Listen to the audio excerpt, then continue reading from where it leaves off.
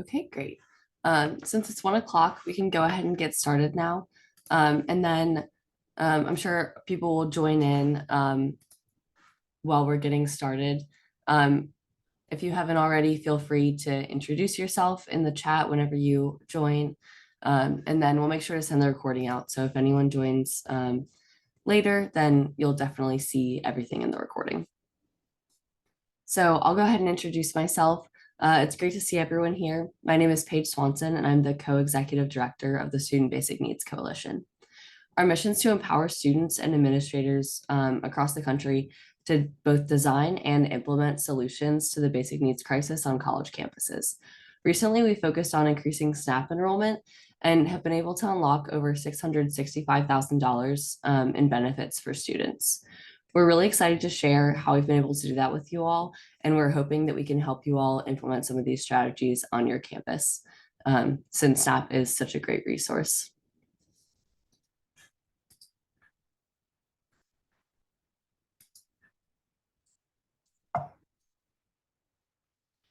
So today we're going to go over the SNAP eligibility requirements, the college SNAP gap, how to implement data-driven outreach, how to combat stigma when you're conducting the outreach. We'll go over an overview of MRelief, which is the free software that we can share with you all to help increase staff enrollment on your campuses. And then we can talk about a couple other ways that we might be able to help you as well.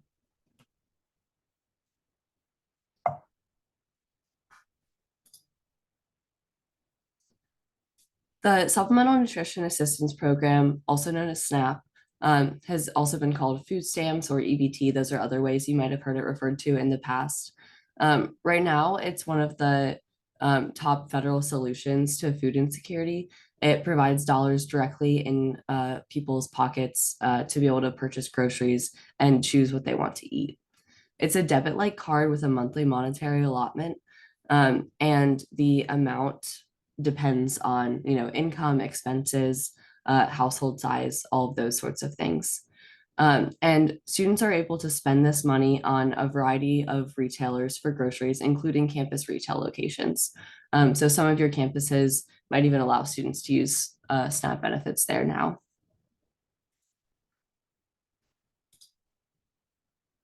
SNAP has the potential to provide over $200 a month to students in groceries. This can make a huge difference to students who are struggling with food insecurity. Unfortunately, only 69% of eligible students are, or 69% of students who meet the SNAP income levels are currently not receiving SNAP benefits. 55% of eligible students have never applied for SNAP before, and 26% don't even know that it exists. So this is clearly a huge problem, and this lack of awareness is a huge contributing factor to so many students not receiving SNAP benefits. And since we know that a couple $1,000s a year is often the difference between students graduating and dropping out, this is a really important solution to this issue so that students are able to use that extra funds for other things.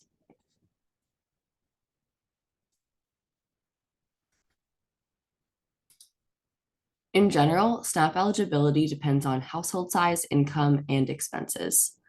However, students do have different criteria for SNAP eligibility. In general, students who are full-time are automatically ineligible unless they meet one of these exemptions. The most common here tend to be participating in work study, working 20 plus hours a week, participating in an on-the-job training program, or any of the parenting related exemptions. Those are the ones that we see most common with a lot of our partner schools. And if you want, you can take a look at this full list. We'll be sending out these slides and the recording afterwards. So you can look at these and think about which ones are most common on your campus. Research has shown that the most effective way to reach out to students about SNAP benefits is this data-driven outreach. So this looks like using campus data like work study recipients, Pell Grant eligible students, or other things that you might be able to get from FAFSA and data that your campus already stores. Data-driven outreach also helps you to customize the messages to a specific student population's needs. So, this could be targeting work study recipients and letting them know that they're probably eligible, or those sorts of things. And this outreach technique has been shown to be highly effective in increasing staff enrollment. So that's why we're going to focus on that a lot today.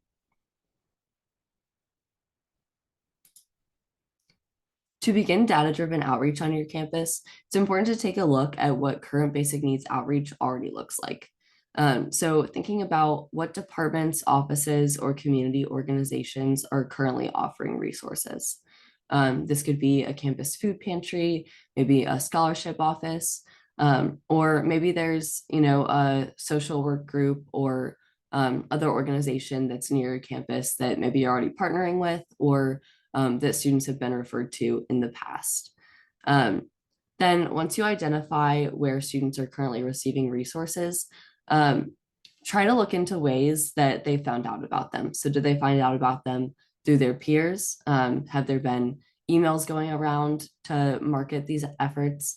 Is it mostly word of mouth? Are they hearing about them when they go to their professor's office or maybe to the financial aid office? So think about some of the ways that students are already hearing about some of these things. And then identify lists of students who might be struggling with basic needs and security. So a couple examples are students who use the food pantry already, students who applied for emergency aid. It could be students at a certain scholarship level who received a certain dollar amount in scholarships, students who currently participate or qualify for work study, students who participate in TRIO or other first generation and low income groups.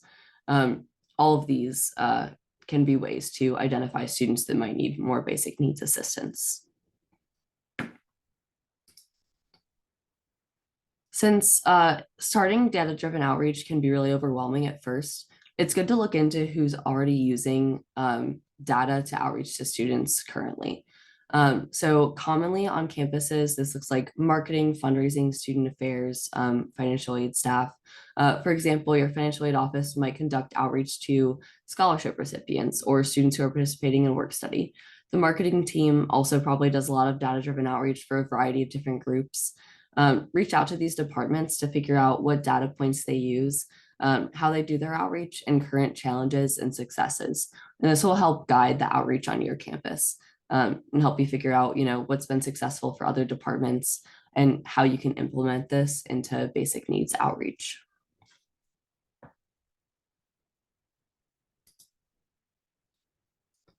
After you figured out what current data-driven outreach looks like on your campus, you can start implementing this into your basic needs work. We recommend using Benefits Data Trust Toolkit for more in-depth support as you implement these strategies. We have a link here in the presentation, so you'll be able to use that when we share it out afterwards.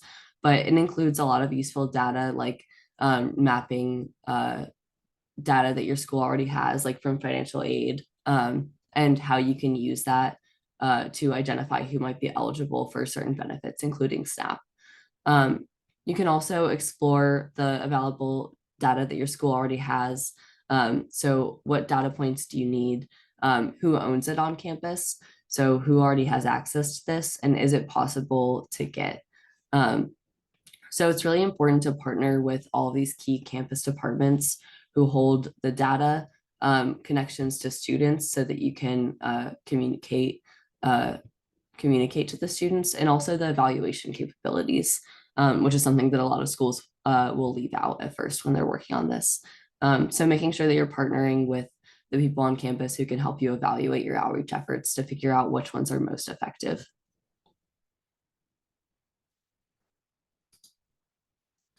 On top of the data-driven outreach, broad-based awareness campaigns can also be used for increasing SNAP enrollment. A few that we found to be successful are putting the SNAP screener QR code in the campus food pantry. You could put this on any flyers that you hand out to everyone, or if you hand out bags, you could put it on that, or you could use stickers on popular items or put posters around there. A lot of people will also share the SNAP screener at orientation events, or anywhere where you're bringing new students on campus for the first time, and incorporate that when you're talking about any of the other resources on campus. Additionally, you can also put posters in places where students are waiting around We found it to be especially effective in lines for food, when students are just like looking around and waiting and there's not much else going on. It tends to be less effective if you put posters up where there already is a high saturation of posters. So um, like not putting them on, those like billboards and things like that where there's already like 20 other posters. So trying to put them in high traffic areas where students are likely to walk by or where they're standing for long periods of time, like waiting outside of class. As we mentioned before, stigma is one of the leading reasons for eligible students not applying for benefits. Um, a lot of students will have misconceptions where they think that SNAP isn't for, people like them. Like they don't believe that they're one of the people who might need SNAP benefits. So it's really important to talk about SNAP in a positive way and also encourage other students to talk about it in a positive way. Because, word of mouth and peer connections are really important when you're trying to get students to enroll in SNAP benefits. It's also important to correct misinformation about SNAP. A lot of students believe that they're taking away benefits from someone else if they apply, but this isn't true. There are enough benefits for everyone. So anyone who applies who is eligible is entitled to receive benefits.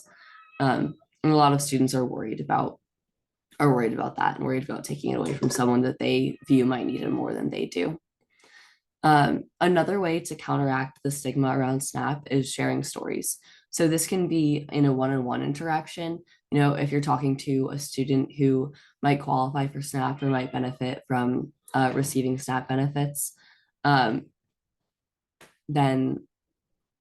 talking to them one-on-one about that. And then also you could do like tabling events or share stories in kind of like to a broader audience like that. So those are both effective ways to share stories and get more information about SNAP out there.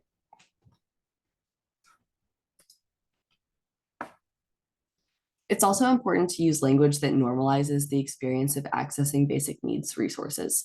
So here are a couple examples of phrases that we use frequently, and these could be used in in-person communications or in posters or in email outreach. So again, you see this phrasing of like, there are enough benefits for everyone to counteract some of that misinformation. Also using words like we, and making it more general so that students feel like it applies to them. We know money is tight for most students. We want to help you focus on studying and make progress towards your goals. And then also focusing on things like groceries, like really concrete ideas as well. Here are examples of an info-only message, which just, describes the amount of money that students can receive. And then an attuned message, and this one incorporates a lot of the positive messaging language from the previous slide. So focusing on helping students to reach their goals, saying that we know money is tight for most students, and those sorts of things. This one uses the language of CalFresh, but this also applies to SNAP.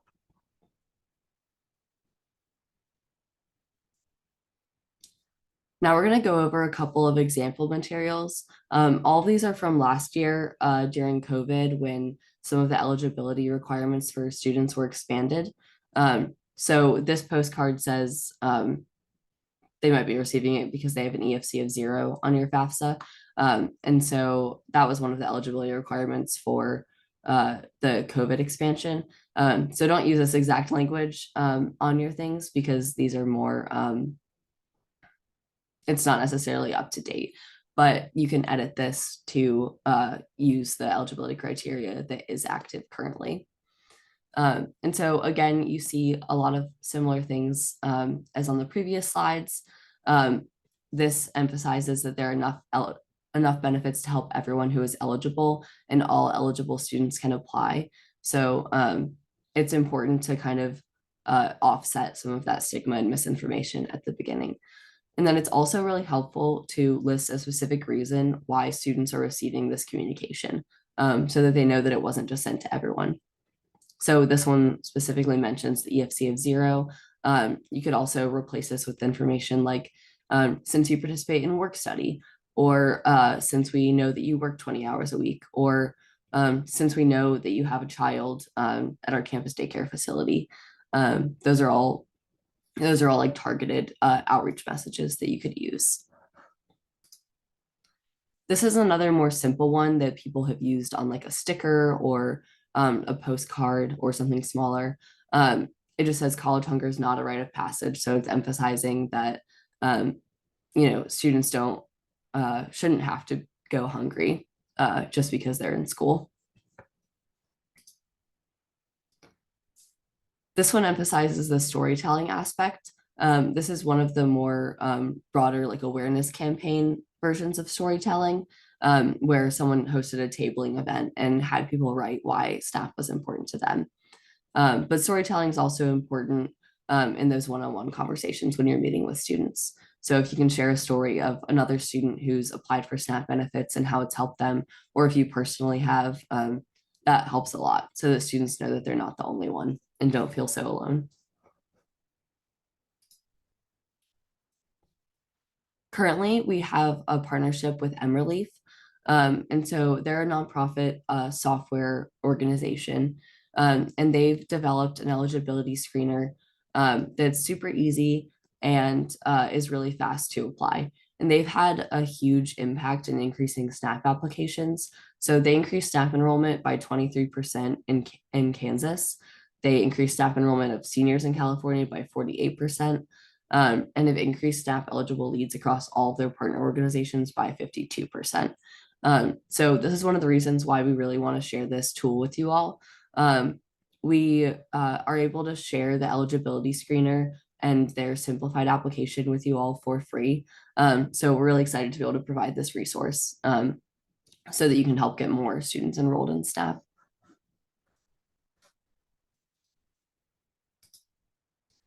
If you want, you can scan the QR code and it will show you the screener. Or if you want, you can text food or Comida to this number, and this will show you an example of the screener.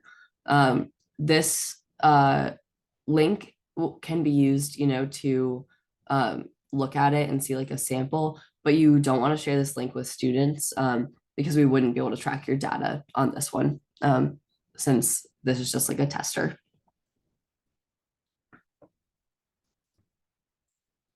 I'll give you all a second on here to scan the QR code. And while we're doing that, I'll go ahead and check the chat.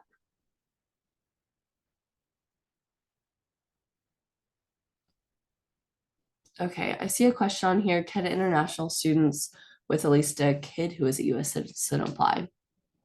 That's a good question. I actually don't know the answer to that. But let me look into that and I'll get back to you.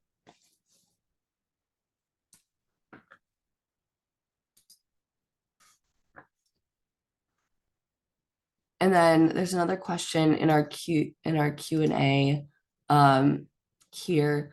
Has the process for our college students to apply for SNAP gotten easier or harder? I'm not sure about like the process itself, but definitely the eligibility criteria has gotten more difficult since the COVID expansions have stopped.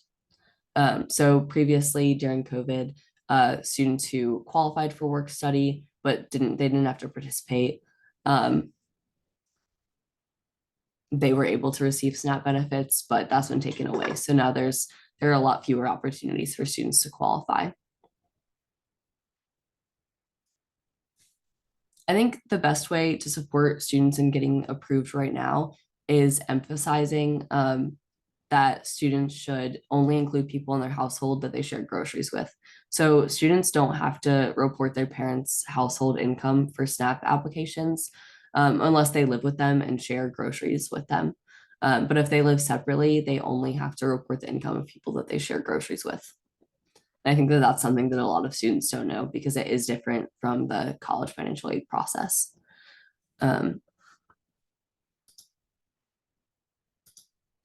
And then another question asks if the recording will be shared, and yes, it will. I'll send the recording out to everyone.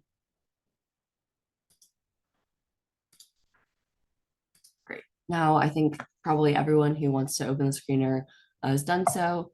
Um, so we'll move on and I'll show everyone what the screener looks like. Um, so first it'll go over, the basic questions like what's your zip code? Are you currently receiving SNAP benefits? And then if they have, it'll help them recertify or update their information, or if they don't want to do anything, they can skip that. And then they'll go into their household, and then any additional questions that might help them qualify for SNAP as well. So as you can see, the screener, looks really nice. First of all, it's pretty welcoming and easy to use.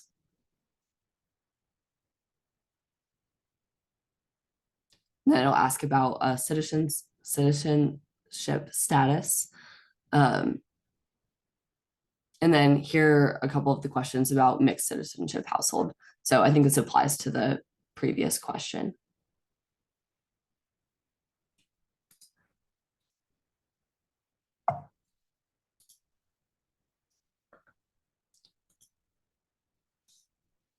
And then this goes through the student status, and then it asks if any of these things apply to them, which are some of the student exemptions.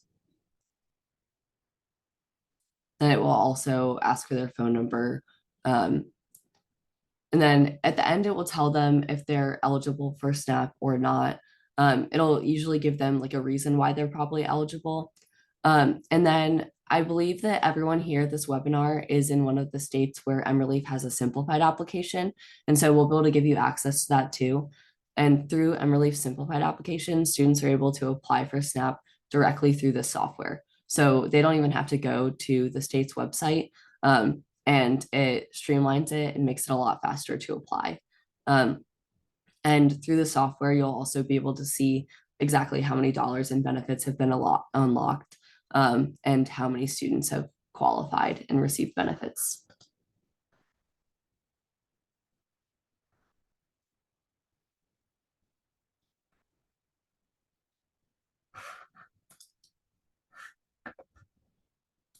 And yes, I will make sure I share the slides with you all at the end. I'll send a link to the slideshow and the recording.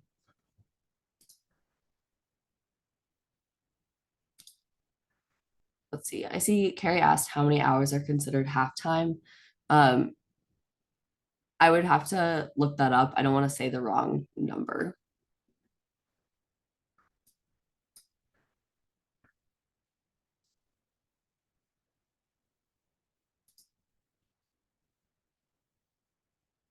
And so if students are deemed eligible, it will let them either, they can apply with assistance or apply on their own. So if MRelief or you all have like a case manager and want to use the case management software, we can connect them directly with you. And if not, they can apply on their own. And so this shows an example of the streamlined application that it'll take them to. And then if students are deemed ineligible, it'll still let them apply anyway or check again to see if like there's anything they want to change, like if they weren't sure what they should answer for a question. And it'll also give them a reason that they probably don't qualify, and it'll direct them to other resources that they can use as well.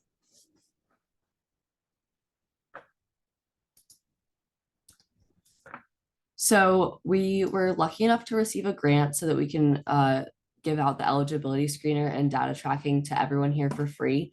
And so this will include a link to the screener that's customized for your school, so that we'll be able to track the data for you, and we'll be able to tell you exactly the amount and benefits that you all have unlocked.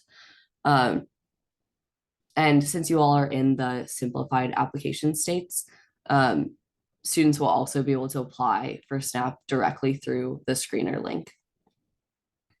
We'll also be hosting future trainings and create a community of practice with everyone who's enrolling in this program at the same time. And then if you all want additional support beyond that, we can also help you with that.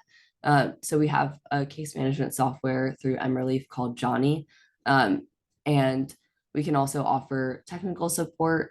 So we're able to offer their case management software at a discounted rate since we did pay for it for so many schools.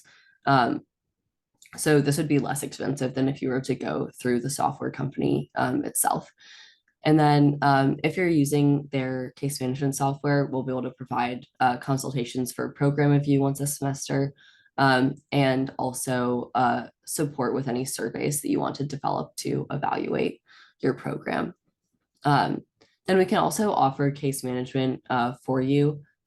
We have social workers who can help your students apply for SNAP and can develop the outreach strategies for you to implement on your campus. We're also working on piloting and developing a couple of new softwares to really streamline the process even more. And so we're looking forward to being able to share that with you all too. So the next steps, if you want access to the free eligibility screener, we'd like you to fill out this survey. So just tells us like what school you go to and your contact information. So they're able to work with Emerleaf to create the custom link for your school.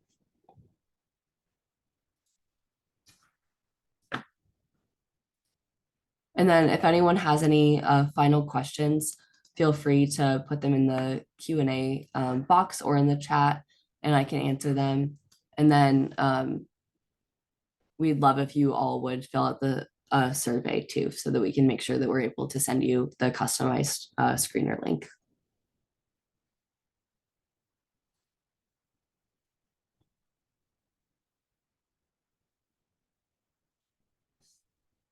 And let me know if anyone tries to open the survey, and I just want to make sure it works.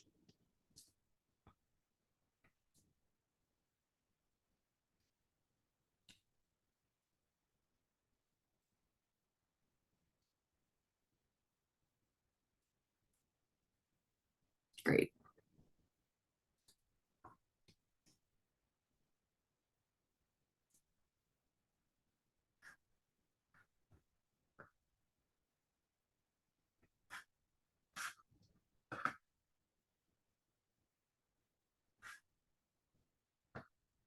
Awesome. Well, thank you all so much for coming today, and I hope that this was helpful in getting started. Sometime today or tomorrow, I'll be sure to send out the recording of this and also the link to the slides so that you can access Benefit Data Trust Toolkit and also all of this information to use it in getting started with some of your outreach. Then we're happy to help if you all have any other questions or anything else we can answer in the future. And I'll stay on for a little bit in case anyone else has any other questions.